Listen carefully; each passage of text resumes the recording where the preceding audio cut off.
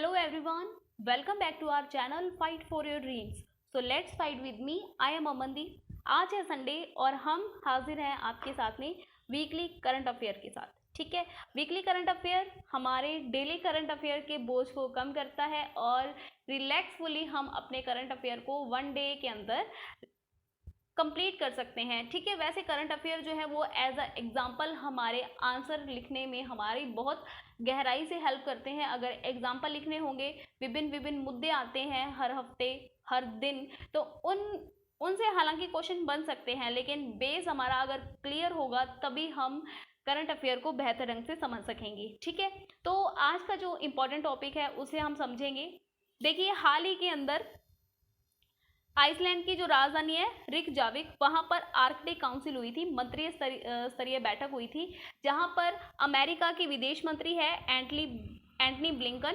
उन्होंने अपनी बात कही। उन्होंने कहा कि आर्कटिक क्षेत्र में अमेरिका कभी भी सैन्यकरण नहीं करना चाहता।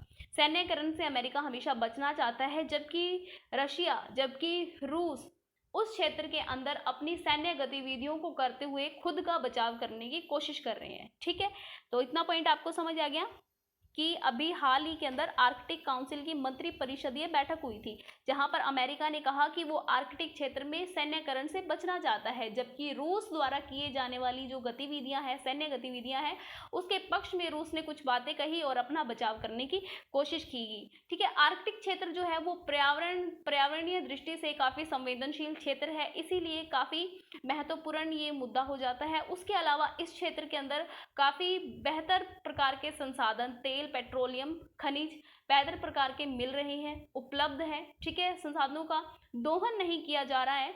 फिर भी इस क्षेत्र को पर्यावरणीय दृष्टि से देखने पर ये क्षेत्र जो है वो काफी इंपॉर्टेंट है, काफी महत्वपूर्ण है।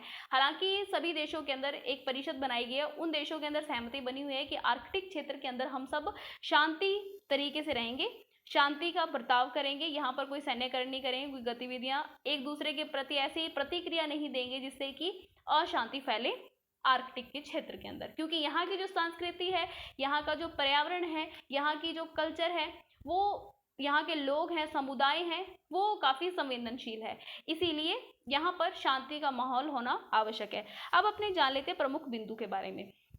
राष्ट्रपति व्लादिमीर पुतिन ने हाल ही के वर्षों में रूस के आर्कटिक क्षेत्र को एक रणनीतिक प्राथमिक बना दिया है। ठीक है, क्योंकि रूस के द्वारा इस क्षेत्र के अंदर बहुत ज्यादा गतिविधियां की जाने लगी है, जिससे ठीक है ना, जिससे क्या हो गया, आर्कटिक परिषद के सदस्यों के बीच में तनाव होने लगे। उन्होंने कहा कि हम तो कह रहे थे कि इस क्षेत्र के अंदर शांति बनाए रखिए, लेकिन रशिया द्वारा तो ये जो खनिज निकाले जाने की बात की जा रही है, सैन्य बुनियादी ढांचे की बात की जा रही है, गतिविधियां जो की जा रही है, ये तो बिल्कुल गलत है, जिस वजह से क्या हो रहा है, इनके सदस्यों के बीच में आपसी तनाव बढ़ने लग गया है। अगर आर्कटिक क्षेत्र में सैन्य गतिविधियों में वृद्धि होती है तो ये पूरा का पूरा क्षेत्र जो है अशांत हो जाता है। ठीक है, पूरा का पूरा क्षेत्र अशांत हो जाता है। ये काफी बड़ा क्षेत्र है, अगर चाइना, भारत और रशिया का पूरा क्षेत्र मिला देना तब जाके एक आर्कटिक क्षेत्र बनता है। पूरे भूगोल का, है ना, 1/6 भाग जो है वो आर्कटिक क्षेत्र इतने भाग पर स्थित है। ठीक है, अब देखिए, अगर आर्कटिक क्षेत्र के अंदर सैन्य गतिविधियों में वृद्धि होती है तो संभव है कि क्षेत्र अशांत होगा, जिससे क्षेत्र में शांतिपूर्ण और स्थायी भविष्य के साझा लक्ष्य को प्राप्त नहीं किया जा सकेगा।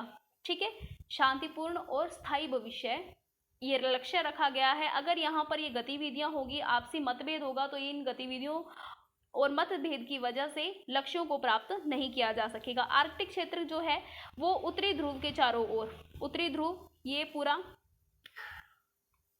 ठीक है, पृथ्वी है, इसके उत्तरी ध्रुव के चारों ओर का एक विशाल क्षेत्र है। अब जानते हैं उत्तरी ध्रुव यहाँ पर स्थित है। ओके, इसके चारों ओर का विशाल क्षेत्र है, ये धरती का लगभग 1/6 भाग पर फैला हुआ है। तकरीबन रूस, चाइना और भारत के आकार को जब एक साथ मिला दें तो ये पूरा आकार बनता है आर्कटिक क्षेत्र।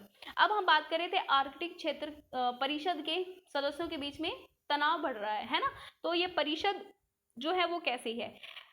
आर्कटिक परिषद एक उच्च स्तरीय अंतर सरकारी फोरम है। अंतर सरकारी यानी जिसमें 2 या 2 से अधिक राष्ट्र शामिल होते हैं, जो सामान्य हितों के मुद्दों पर आपसी विश्वास के साथ में काम करते हैं। यानी कि कुछ ऐसे एक मुद्दे को उठा लिया जाता है और उस मुद्दे पर सहमति के आधार पर काम किया जाता है और एक दूसरे पर बिलीव करके काम किया जाता है। ठीक है, तो इतना समझ आ गया।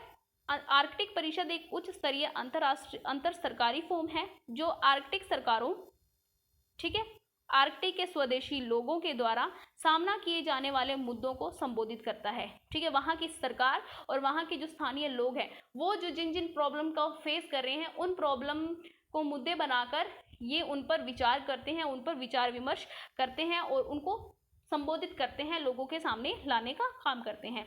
आर्कटिक परिषद आर्कटिक देशों के स्थानीय समुदायों तथा आर्कटिक वासियों के साथ साझा आर्कटिक मुद्दों पर सहयोग और समन्वय को बढ़ावा देता है।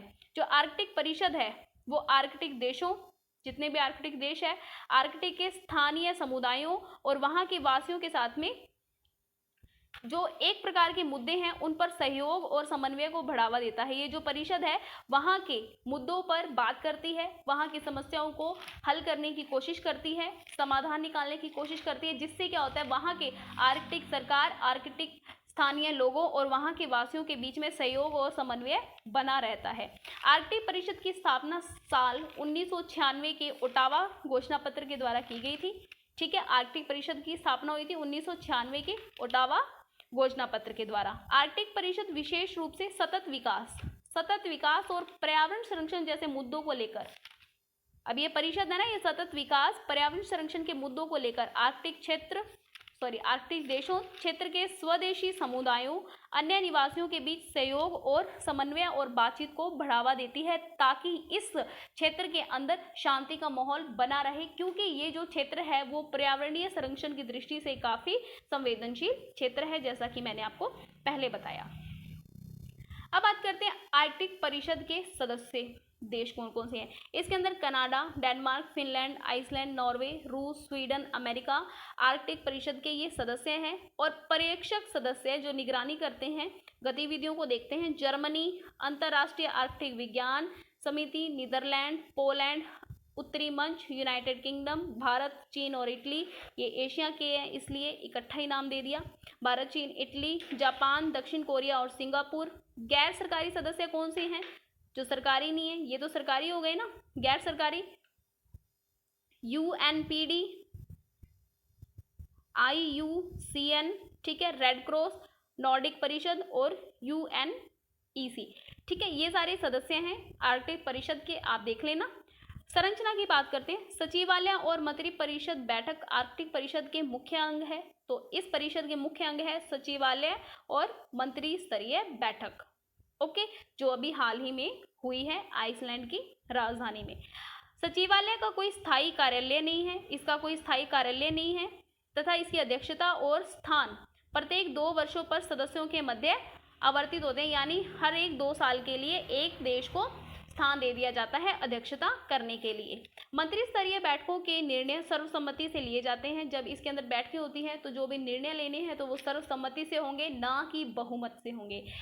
यह बैठक जो है प्रत्येक 2 वर्ष के अंतराल पर आयोजित की जाती है, प्रत्येक 2 वर्ष के बाद में आयोजित की जाती है, यानी कि 2021 में हो गई तो अब 2 साल का गैप हो जाएगा, 22 और 23 का 24 में हो जाएगी। ठीक है, गतिविधियों की बात करते हैं, क्या गतिविधियां होती है इसके द्वारा, परिषद के द्वारा।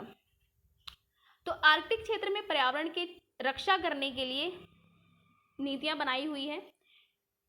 कौन सी नीतियां हैं? पर्यावरणीय संरक्षण रणनीति को अपनाया गया है। इसके अतिरिक्त 5 और कार्यक्रम विकसित किए गए हैं। ठीक है, 5 और कार्यक्रम विकसित किए गए हैं, जो है आर्कटिक विश्लेषण और आकलन योजना, आर्कटिक सामुद्रिक पर्यावरण संरक्षण, आपातकाल निवारण तैयारी और प्रतिक्रिया, आर्कटिक जीव जंतु और पादप संरक्षण, सतत विकास एवं उपयोग। तो ये किस लिए है? आर्कटिक क्षेत्र में पर्यावरण की रक्षा करने के लिए, क्योंकि ये पर्यावरणीय संबंधी संवेदनशील क्षेत्र है, इसीलिए इस क्षेत्र की रक्षा करना दायित्व बन जाता है विभिन्न विकसित और विकासशील देशों का।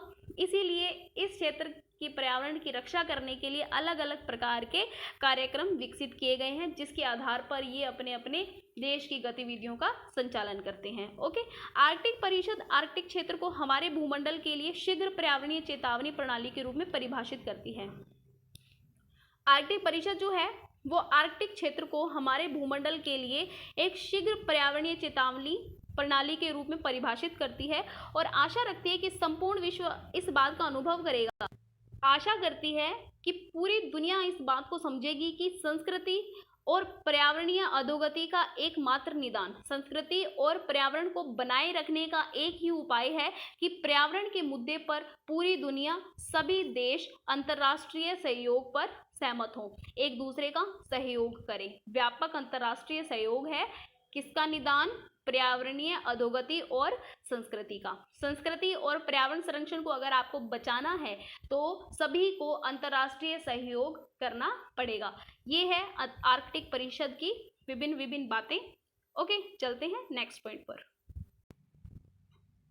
तो अपना नेक्स्ट पॉइंट जो है वो है संयुक्त राष्ट्र मानवाधिकार परिषद। ये परिषद चर्चा में आई है क्योंकि हाल ही में यहाँ पर सत्र बुलाया गया था और इस सत्र के अंदर इजराइल और फिलिस्तीन के मुद्दे को लेकर वोटिंग करवाई गई है। ठीक है, इस वोटिंग के अंदर भारत ने अपना भाग नहीं लिया लेकिन अपनी कुछ प्रतिक्रिया ज़रूर दी है। ठीक है, अपने इसको अब समझेंगे। ओके, तो आई होप ये पॉइंट समझ आ गया होगा। वोटिंग हुई है इसलिए ये जो आयोग है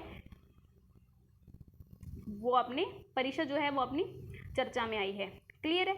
अब अपने देखते हैं इसके प्रमुख बिंदु क्या है। फिलिस्तीन और गाजा पट्टी में, फिलिस्तीन की गाजा पट्टी में इजराइल और हमास के बीच में जो संघर्ष हुआ था, हाल ही में संघर्ष हुआ था, उस संघर्ष के दौरान जो उल्लंघन हुए हैं, ठीक है, जो अपराध हुए हैं उसकी जांच करने के लिए इन्होंने ये वोटिंग करवाई है। जो चाहता है, जो देश चाहता है कि इसकी जांच होनी चाहिए वो वोट कर सकता है यस में, और जो चाहता है कि नहीं होनी चाहिए तो वो नो में वोट कर सकता है। भारत ने कहा कि हम तो ना यस करेंगे ना नो करेंगे। भारत ने इसमें वोटिंग में हिस्सा नहीं लिया।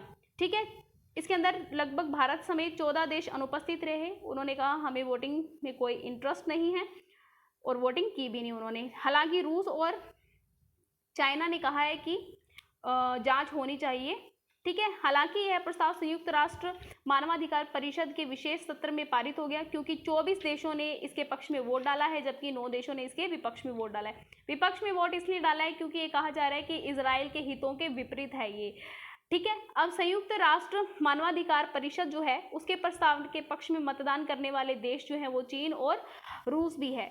ओके, हालांकि भारत ने कहा है कि गाजा पट्टी में जो इजराइल और फिलिस्तीनों का जो संघर्ष हुआ है उस संघर्ष को विराम देने के लिए जिन जिन अंतर्राष्ट्रीय सहयोगों ने, जिन जिन अंतर्राष्ट्रीय समुदायों ने और देशों ने अपनी जो कूटनीतिक प्रयास किए हैं उसका वो स्वागत करता है। यानी कि भारत कह रहा है कि हम उन देशों का, उन क्षेत्रों का सम्मान करते हैं जिन्होंने इस संघर्ष को रोकने की कोशिश की है। इसके अलावा भारत सभी पक्षों से ये कहने का चाहता है कि वो अपना संयम बरतें।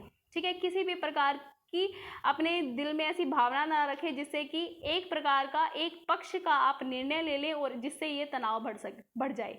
ठीक है, तो ऐसा कहने के पीछे रीज़न ये था कि हम किसी भी एक पक्ष की साइड नहीं ले सकते हैं, क्योंकि अगर हम एक पक्ष की साइड लेते हैं तो उससे क्या होगा, दूसरे पक्ष और उससे संबंधित जो क्षेत्र और देश हैं उनसे हमारे जो राजनीतिक और जो कूटनीतिक संबंध है उसे प्रभावित होने की आकांक्षा बढ़ेगी। इसीलिए भारत ने बीच का रास्ता अपनाया और वोटिंग नहीं की, जबकि अपनी स्टेटमेंट जरूर जारी कर दी। अब अपने बात करते हैं संयुक्त राष्ट्र मानवाधिकार परिषद। ये जो परिषद है ये संयुक्त राष्ट्र प्रणाली के अंतर्गत अंतर सरकारी निकाय है।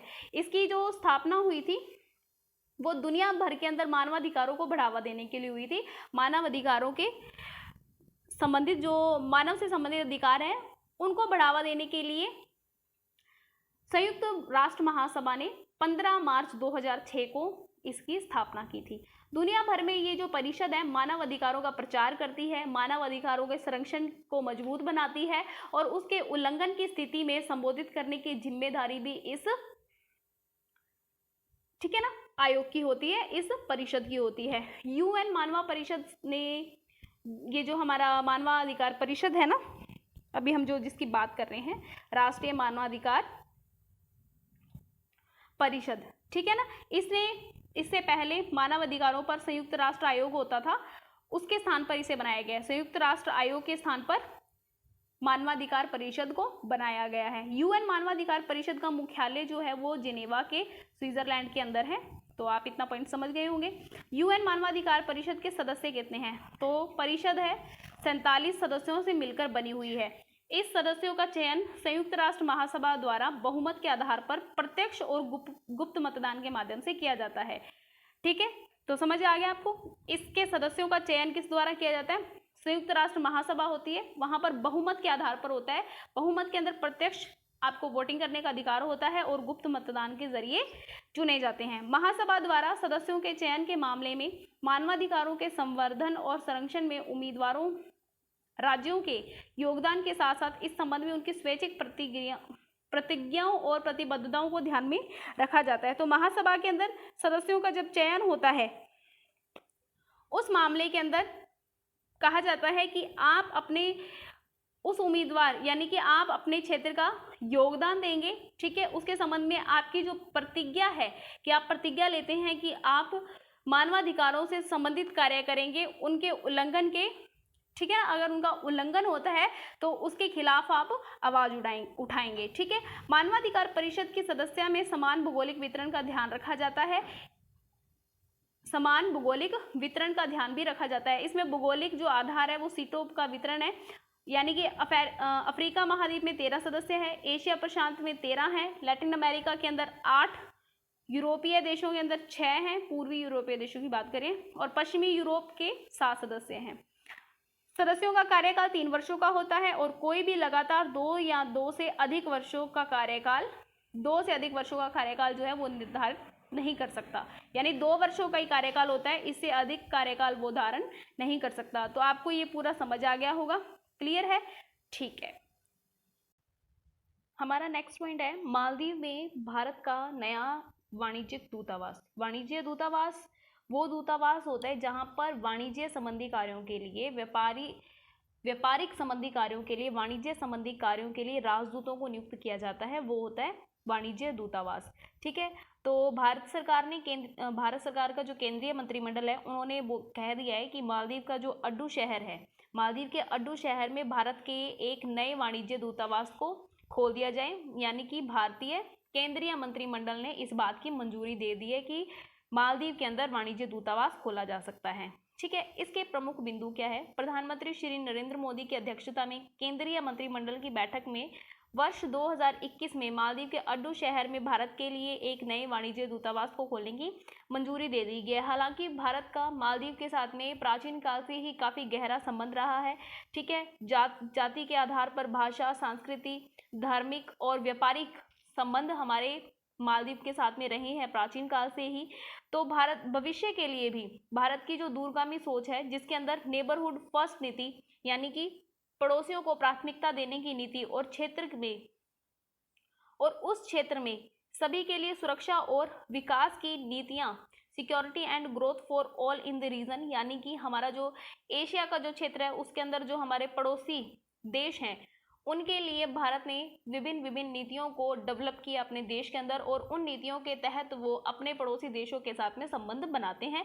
तो इन नीतियों के तहत मालदीव का जो स्थान है वो प्रथम स्थान पर आता है, क्योंकि हमारा मालदीव के साथ में गहरा कनेक्शन है, ठीक है। मालदीव पिछले वीडियोस के अंदर भी हमने कवर किया था मालदीव के बारे में, जहां पर हमने देखा था मालदीव की राजधानी माले के पास में चाइना का रॉकेट क्रैश हुआ है, ठीक है। आप उस रॉकेट का नाम मुझे जरूर बताएंगे, ठीक है, कमेंट बॉक्स के अंदर, क्लियर है। अड्डू शहर में नया वाणिज्यिक दूतावास खोलने से मालदीव में भारत की राजनयिक उपस्थिति बढ़ेगी और इससे वर्तमान संबंधों और आकांक्षाओं को सुदृढ़ बनाया जा सकेगा। देखिए, अब अगर हम दूसरे क्षेत्रों के अंदर अपनी पहल को बढ़ाते हैं, अपनी पैठ बढ़ाते हैं, तो उन पर हमारा प्रभाव दिख सकता है, ठीक है। जिस तरीके से चाइना की ये पॉलिसी रहती है कि वो दूसरे देशों को अपने प्रभाव में लाता है, चाहे वो आर्थिक नीतियों के प्रभाव में लाता है, चाहे वो कर्जे की नीतियों के, और चाहे वो अपने साम्राज्यवादी नीति के प्रभाव में लाता है। लेकिन हम शुरुआत से ही किसी भी कॉन्फ्लिक्ट में पड़ना नहीं चाहते हैं, किसी भी विवाद में पड़ना नहीं चाहते हैं। हम सभी शांति समझौते से संबंधित बातों को निपटाने की कोशिश करते हैं, ठीक है। तो हम चाहते हैं कि हमारे संबंध अच्छे स्थापित होंगे तो व्यापार अगर बेहतर होगा, व्यापारिक गतिविधियां अगर बेहतर होगी दोनों क्षेत्रों के बीच में, तो दोनों के संबंध जो होंगे वो पहले की बेहतर और स्ट्रॉन्ग होंगे, ठीक है। और क्या हो सकेगा, अगर हम दूसरों को अपने साथ में मिलाकर चलते हैं तो अपने परेशानियों को कम करने में हमारी हेल्प होती है, ठीक है ना। तो ये पॉइंट आपको समझ आ गया होगा कि मालदीव के अड्डू शहर में भारत के लिए एक नए वाणिज्य दूतावास को खोलने की मंजूरी दी है। यहाँ पर हमने एक बात की थी नेबरहुड फर्स्ट नीति, नेबरहुड फर्स्ट नीति होती क्या है उससे पहले अपने ये समझ लेते हैं।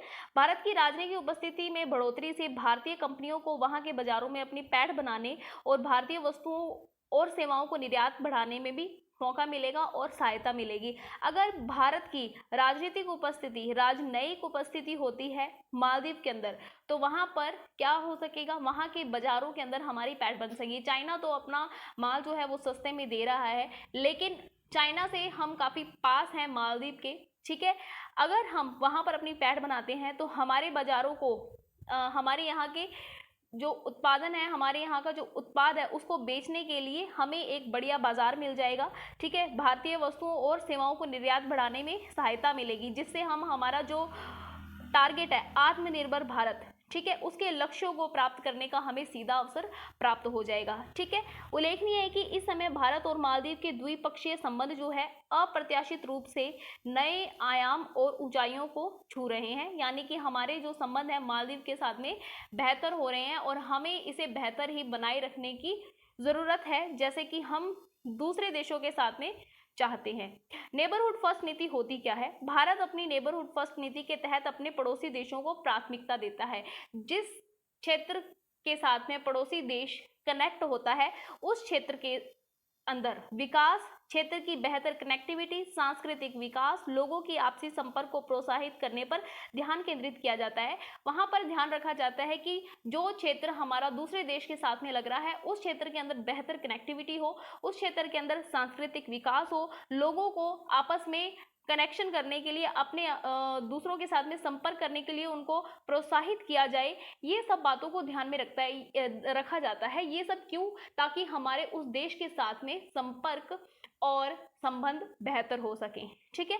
हाल ही में भारत द्वारा पड़ोसियों को कोरोना वैक्सीन की आपूर्ति सुनिश्चित करने के लिए नेबरहुड फर्स्ट नीति को और बल मिला है। तो भारत द्वारा जो नेबरहुड फर्स्ट नीति अपनाई गई है, इस नीति को बल मिला है कोरोना वैक्सीन के वितरण के तहत, ठीक है। तो भारत ने अपनी कोविड-19 वैक्सीन कूटनीति के तहत भूटान और मालदीव को वैक्सीन की पहली खेप भेजी थी, यानी पहले हमारे यहाँ से वैक्सीन की खेप कहाँ पर गई थी? भूटान और मालदीव के बारे में, मालदीव के पास में। अब थोड़ा सा जान लेते हैं मालदीव के बारे में। मालदीव जो है वो हिंद महासागर में स्थित एक द्वीपीय देश है। यहाँ पर प्रवाल भीतियां बहुत ज्यादा पाई जाती है, प्रवाल भीतियां, यहाँ पर प्रवाल द्वीप पाए जाते हैं, इसीलिए ये पर्यावरण दृष्टि से काफी ज्यादा संवेदनशील है। यहाँ पर प्रदूषण और जो जैसे मुद्दे हैं वो उनसे बचाए रखना इस क्षेत्र को काफी जरूरी है, क्योंकि ये संवेदनशील है प्राकृतिक दृष्टि से और पर्यावरणीय दृष्टि से। मालदीव जनसंख्या और क्षेत्र दोनों ही प्रकार से एशिया का सबसे छोटा देश है।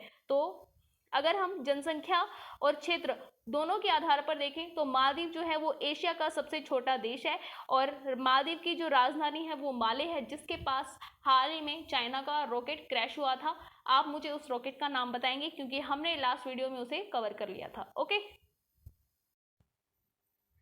तो बात करते अपने माउंट नीरागोंगो ज्वालामुखी की। तो देखो ये चर्चा में इसलिए है क्योंकि इस ज्वालामुखी में हाल ही में विस्फोट हुआ है। ये जो ज्वालामुखी है ये कांगो लोकतांत्रिक गणराज्य में स्थित है, ठीक है, पूर्व में स्थित है। ये कांगो लोकतांत्रिक गणराज्य के पूर्व साइड में स्थित है, ठीक है। इस माउंट के अंदर अभी हाल ही में विस्फोट हुआ है जिससे लगभग 32 लोगों की मौत हो गई है। इस माउंट से, ज्वालामुखी से लावा बाहर निकल गया और बड़े क्षेत्र के अंदर फैल गया, जिससे 500 से ज़्यादा मकान जो है नष्ट हो गए, जिसकी वजह से लोग अपने घरों को छोड़कर पलायन कर गए दूसरी जगह पर, ठीक है। वहाँ के जो वैधशाला है उनका कहना है कि लोगों की जो मौत हुई है वो लावा से जो गैस निकली है, जहरीली गैस निकली है, उस गैस के संपर्क से आने की वजह से लोगों की मौत हो गई है, ठीक है। तो आपको ये समझ आ गया होगा। लास्ट टाइम 2002 में इस क्षेत्र के अंदर विस्फोट हुआ था, ठीक है। माउंट नीरागोंगो जो ज्वालामुखी है वो कांगो लोकतांत्रिक गणराज्य के पूर्व में स्थित है। हाल ही में माउंट नीरागोंगो जो ज्वालामुखी है इसमें भयंकर ज्वालामुखी विस्फोट हुआ है जिससे 32 लोगों की मौत हो गई है और यहाँ पर 500 से ज़्यादा मकान नष्ट हो गए हैं लावा फैलने की वजह से। तो कांगो लोकतांत्रिक गणराज्य के जो गोमा शहर में वैधशाला है, गोमा शहर में एक वैधशाला स्थित है, उन्होंने कहा कि यहाँ के जो लोगों की मौत हुई है वो ज्वालामुखी का जो लावा निकला है उसमें से निकलने वाले धुएं और जहरीली गैस के संपर्क से आने की इसकी मौत हुई है, जैसा कि मैंने पहले बताया। ठीक है, फिर भी यहाँ पर ज्वालामुखी की विस्फोट के कारण इस क्षेत्र में कई बार झटके भी महसूस हुए हैं। ओके, माउंट निरागोंग ज्वालामुखी जो है वो एक सक्रिय ज्वालामुखी है। तो 3 प्रकार के ज्वालामुखी होते हैं जिसे हम आगे पढ़ेंगे ही। संयुक्त राष्ट्र बाल कोष के मुताबिक, ठीक है, यूनिसेफ के मुताबिक माउंट निरागोंग ज्वालामुखी में विस्फोट के कारण हजारों की संख्या में लोग पलायन कर गए हैं। इस विस्फोटक की वजह से बहुत सारे लोगों के अंदर भय भर गया, ठीक है, डर भर गया, जिसकी वजह से उन्होंने उस क्षेत्र को छोड़कर दूसरे क्षेत्र की तरफ जाना, ठीक है, ठीक समझा, जिस वजह से पलायन की स्थिति उत्पन्न हो गई। तो हजारों लोगों ने पलायन करना शुरू कर दिया है। ज्वालामुखी के बारे में अपने जान लेते हैं। ज्वालामुखी आपको पता ही है, पृथ्वी की सतह पर उपस्थित एक दरार होती है या फिर मुख होता है, जिससे पृथ्वी के अंदर जो गर्म लावा भरा होता है, राख भरी होती है, गैस भरी होती है, जब वो ओवर हो जाती है तो वो बाहर निकलने लग जाती है। पृथ्वी के सतह के अंदर पिघले हुए पदार्थ को मैग्मा कहते हैं। ठीक है, ये पृथ्वी का बेस है। ठीक है, यहाँ नीचे जो भी लिक्विड भरा हुआ है, जब ये नीचे भरा हुआ है, बाहर नहीं निकला है, पृथ्वी की सतह पर नहीं निकला है, तब इसको मैग्मा बोलेंगे। लेकिन जब ये जैसे ही बाहर निकलेगा, पृथ्वी की सतह पर आ जाएगा, तो इसको हम लावा कह देंगे। बस इतना सा फर्क है। ठीक है, समझ आ गया होगा आपको। पृथ्वी की सतह के अंदर पिघले हुए पदार्थ को मैग्मा कहते हैं। वह जब तक ये मैग्मा पृथ्वी से बाहर आता है, जब ये मैग्मा पृथ्वी से बाहर आ जाता है, तब इसको लावा कहा जाता है। ठीक है, ज्वालामुखी विस्फोट के समय पृथ्वी से यही मैग्मा बाहर निकलता है और इसकी साथ अकेला मैग्मा नहीं निकलता है, इसके साथ में भारी मात्रा में गैस निकलती है, जलवाष्प निकलता है और राख निकलती है। और ये गैसें जो होती है ना, कई बार क्या हो सकती है, हानिकारक हो सकती है, जहरीली हो सकती है, जिससे बहुत ज़्यादा नुकसान हो सकता है। लेकिन ज़रूरी नहीं है इससे नुकसान ही हो, लेकिन कई प्रकार के इससे उत्पत्ति भी हो जाती है कई प्रकार की। ठीक है, ज्वालामुखी विस्फोट के व्यापक पैमाने पर जन धन की व्यापक हानि होती है। इतिहास में कई ऐसी घटनाएं घटी हैं जब पूरे शहर ज्वालामुखी से होने वाले विस्फोट के कारण मतलब ग्रास में समा गए। ठीक है ना, उदाहरण के लिए इटली के 2 प्रसिद्ध शहर थे, पंपियाई और हरक्यूलेनियम। ठीक है, ये ज्वालामुखी से बर्बाद हो गए थे। ज्वालामुखी विस्फोट हुआ जिस वजह से ये दोनों शहर क्या हो गए, बर्बाद हो गए। और ये शहर है इटली के। ओके, हालांकि ज्वालामुखी विस्फोट कई तरीके से लाभकारी भी होता है। इसे न केवल नवीन संरचनाओं का निर्माण होता है, जैसे क्रेटर, झील, लेकोलिथ, फेकोलिथ इत्यादि, बल्कि कई खनिजों समेत काली मिट्टी के स्रोत भी ज्वालामुखी के अलावा होते हैं। ठीक है, तो आपको ये पॉइंट समझ आ गया होगा। इसको ज़्यादा डीप में हम जब जियोग्राफी को कवर करेंगे तब हम इसे पूरे डीप में कवर कर लेंगे, अच्छे से समझ लेंगे। ठीक है, आज के लिए इतना काफ़ी है। मैं आपको बता देती हूँ कि ज्वालामुखी के 3 प्रकार होते हैं, जैसे मैंने अभी बताया था आपको। 3 प्रकार के होते हैं, सक्रिय, सुषुप्त और मृत ज्वालामुखी। सक्रिय ज्वालामुखी वो होते हैं जिस पर समय समय पर विस्फोट आते रहते हैं। ठीक है, समय समय पर टाइम टू टाइम विस्फोट आते रहते हैं, चाहे वो काफ़ी लंबे टाइम के बाद में आते हों। ठीक है, वो होता है सक्रिय ज्वालामुखी। जैसे कई ज्वालामुखी के नाम यहाँ पर दिए हुए हैं। हवाई द्वीप का मोना लोआ, मैंने लास्ट वीडियो में बताया था कि भारत के अंदर भी एक सक्रिय ज्वालामुखी है जिसका नाम आप मुझे कमेंट बॉक्स में बताएंगे। हालांकि यहाँ पर मेंशन कर दिया है, लेकिन फिर भी आप बताएंगे। ओके, और सुषुप्त ज्वालामुखी कौन से होते हैं? सुषुप्त ज्वालामुखी वो होते हैं जो कई सालों से शांत पड़े होते हैं, लेकिन उनमें कभी भी विस्फोट आ सकता है। शांत बने हुए हैं, बहुत लंबे टाइम तक उनमें कोई विस्फोट नहीं हुआ है, लेकिन विस्फोट आ सकता है, वो मृत नहीं है। ठीक है, इसके अंदर ये निष्क्रिय भी हो सकते हैं, सक्रिय भी होते हैं। इटली का विसुवियस है, जापान का फ्यूजियामा है, इंडोनेशिया का क्राकाटोआ है, अंडमान निकोबार का नारकोंडम ज्वालामुखी जो है वो सुषुप्त ज्वालामुखी है। ठीक है, भारत के अंदर स्थित सक्रिय ज्वालामुखी का नाम आप जरूर बताएंगे, क्योंकि लास्ट जब हमने वीकली करंट अफेयर को कवर किया था तब हमने इस बारे में बात की थी। मृत ज्वालामुखी कौन से होते हैं? ऐसे ज्वालामुखियों को कहा जाता है जो कई युगों से शांत पड़े हैं। हम वर्षों की बात यहाँ पर नहीं कर रहे हैं, हम कई युगों की बात कर रहे हैं। वर्षों का तो कोई पता नहीं है, 10 साल बाद में विस्फोट कब आ जाए। जैसे कि हमने अभी देखा कांगो के अंदर 2002 के अंदर लास्ट विस्फोट हुआ था और अब 2021 चल रहा है। तो आप समझ सकते हैं हम वर्षों की बात यहाँ पर नहीं कर सकते, यहाँ पर युगों की बात हम करेंगे। जब कई युगों से ज्वालामुखी विस्फोट होना बंद हो जाए उसे हम कह सकते हैं मृत ज्वालामुखी। संसार में कुछ मृत ज्वालामुखी है, जैसे म्यांमार में पोपा, अफ्रीका में किलिमंजारो, दक्षिण अमेरिका के अंदर चिम्बराजो, हवाई द्वीप का मोनाको और ईरान का को सुल्तान इत्यादि इसके अंदर शामिल है मृत ज्वालामुखी के अंदर। तो आई होप आपको ज्वालामुखी अगर आपने कभी पढ़ा है तो आपका रिवाइज हो गया होगा, लेकिन जब हम जियोग्राफी कवर करेंगे तो इसको अच्छे से कवर कर लेंगे। ओके, आज का अपना लास्ट टॉपिक है विश्व बैंक के द्वारा जारी की गई migration and development brief report. ठीक है, ये जो रिपोर्ट है काफ़ी इम्पॉर्टेंट है, क्योंकि इस रिपोर्ट के अंदर उन लोगों के बारे में बताया है जिन्होंने भारत के भंडारों को, धन भंडारों को भरने में अपनी महत्वपूर्ण भूमिका निभाई है। कोविड-19 का टाइम चल रहा है, लेकिन भारत से बाहर बैठे हुए उन लोगों ने भारत के अंदर मुद्राओं को भेजकर भारतीय भंडार भरने की अपनी कोशिश को निरंतर कायम रखा है। हालांकि ये 0.2% कम रहा है पिछले टाइम से, लेकिन फिर भी सभी देशों की तुलना में भारत के अंदर सबसे ज़्यादा प्रेषित धन को प्राप्त किया गया है। आई होप ये पॉइंट समझ आया होगा आपको। हाल ही में विश्व बैंक ने migration and development brief report जारी की है। इस रिपोर्ट के अनुसार कोविड महामारी के बावजूद वर्ष 2020 में भारत प्रेषित धन प्राप्त करने वाला, ठीक है, पहला देश रहा है।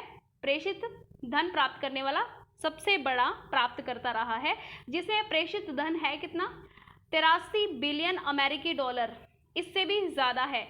ठीक है, हालांकि ये पिछली बार से 0.2 है। तो ये बाहर अपने मूल देश से बाहर रह रहे लोगों की मेहनत का फल है। जो लोग भारत से बाहर रहकर काम कर रहे हैं और वहाँ की मुद्रा को भारत में भेजकर यहाँ की अर्थव्यवस्था को मजबूत करने में अपनी कोशिश कर रहे हैं, है ना।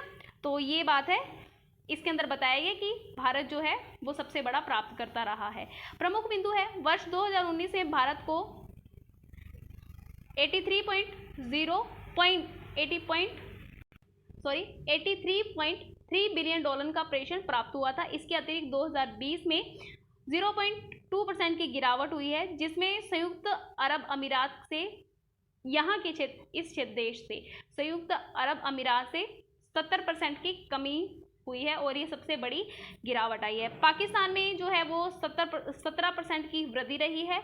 पाकिस्तान के लिए प्रेषण में सबसे बड़ी वृद्धि है सऊदी अरब। ठीक है, सबसे बड़ी वृद्धि कहाँ से हुई है, सऊदी अरब। और हमारे यहाँ से गिरावट कहाँ से हुई है, संयुक्त अरब अमीरात से। भारत और चाइना के बाद क्रमशः मैक्सिको, फिलीपींस, मिस्र, पाकिस्तान, फ्रांस और बांग्लादेश का स्थान आता है, यानी कि नंबर 1, फिर नंबर 2, 3, 4, 5, 6, 7, 8।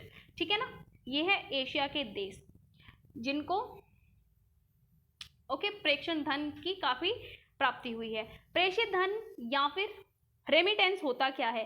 प्रेषण विकासशील देशों के लिए आय का महत्वपूर्ण साधन है। विकासशील देशों के लिए आय का महत्वपूर्ण साधन है।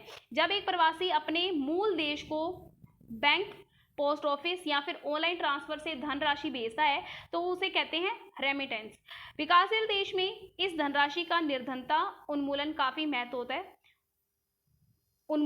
उन्मूलन में काफ़ी महत्व होता है, क्योंकि अभी आपने देखेंगे यहाँ पर एग्जाम्पल दिया हुआ है, जब कोई व्यक्ति बाहर रह रहा है, अपने देश से बाहर रह रहा है और उसकी इनकम काफ़ी अच्छी है और वो अपने परिवार को भेज रहा है, तो यहाँ उसके परिवार की स्थिति जो होगी वो बेहतर होगी। अगर वो परिवार गरीब है तो वो परिवार उस धन की सहायता से गरीबी से बाहर आ सकता है। तो इस धन का ये जो धन है ये निर्धनता उन्मूलन में काफ़ी महत्व रखता है। भारतीय अर्थव्यवस्था में रेमिटेंस की महत्वपूर्ण भूमिका है। वर्तमान में विश्व के कई विकासशील देश जो हैं, रेमिटेंस विदेशों में होने वाली आय का सबसे बड़ा स्रोत बन गया है। यानी विदेशों से आय जो आ रही है वो क्या है, रेमिटेंस। यानी यहाँ के जो लोग हैं बाहर जाके कमाई कर रहे हैं और उसे भारत में भेज रहे हैं, तो ये काफ़ी बड़ा सोर्स बन गया है विदेशी मुद्रा प्राप्त करने का। धन प्रेषण से लाभ क्या होते हैं, तो आप समझ ही गए हैं। परिवार को भोजन, देखभाल और बुनियादी जरूरतों को पूरा करने में मदद मिलती है। इससे नुकसान भी है, अगर इसकी गिरावट हो जाती है तो नुकसान हो जाते हैं। अब देखिए, सारे प्रवासी बाहर रह रहे हैं, अब जरूरी नहीं कि वो प्रवासी बाहर रह के धनी ही हैं। बहुत सारे ऐसे लोग हैं जिनकी आर्थिक हालत काफ़ी ख़राब है। खाड़ी के देशों के अंदर बहुत सारे लाखों कुशल और अकुशल भारतीय श्रमिक इस बात से परेशान हैं, जो कह रहे हैं कि हमें न्यूनतम वेतन भी नहीं मिल रही है और जीवन के लिए जो सुविधाएं होनी चाहिए वो भी नहीं प्राप्त हो रही है काम के बदले। ऐसे में धन प्रेषण में कमी से उनके परिवारों को अब बहुत सारी परेशानियों का सामना करना पड़ता है। वो परेशानी में जाते हैं यहाँ से, अगर बेहतर रोजगार और अच्छे यहाँ पर इनकम मिलेगी तो वो बाहर जाएंगे नहीं, तो वो पहले ही यहाँ से परेशान जाते हैं। और अगर बाहर जाके भी उनको सिस्टम नहीं मिलता है तो उनके परिवारों को काफ़ी समस्याओं का सामना करना पड़ता है। ठीक है, विश्व बैंक के अनुसार वैश्विक अर्थव्यवस्था में गिरावट के साथ ही अगर दुनिया के अंदर गिरावट हो जाती है तो देशों के अंदर इस बात का ध्यान रखा जाएगा कि हम अपने लोगों को काम दें। ठीक है, बाहर से आने वाले लोगों को काम क्यों दें। ठीक है, अगर वैश्विक अर्थव्यवस्था में गिरावट होती है तो देशों के अंदर संरक्षणवादी विचारधारा को बढ़ावा मिल जाता है। ठीक है, जिससे आने वाले दिनों के अंदर क्या होगा, प्रवासी जो होंगे, जो बाहर से जाते हैं विदेशों के अंदर, उनको काम के अवसर बहुत कम मिलेंगे, जिससे क्या हो सकेगा, ये जो हमारी विदेशी आय है उसका सोर्स कम होने की संभावना है। तो आई होप ये पूरा पॉइंट आपको समझ आया होगा। इस वीडियो का PDF फाइल आपको हमारे टेलीग्राम चैनल पर मिल जाएगा। टेलीग्राम चैनल का लिंक हमारे चैनल के अबाउट में जाके मिलेगा, आप जाकर चेक कीजिए। Thanks for watching, stay safe, stay connected, जय हिंद।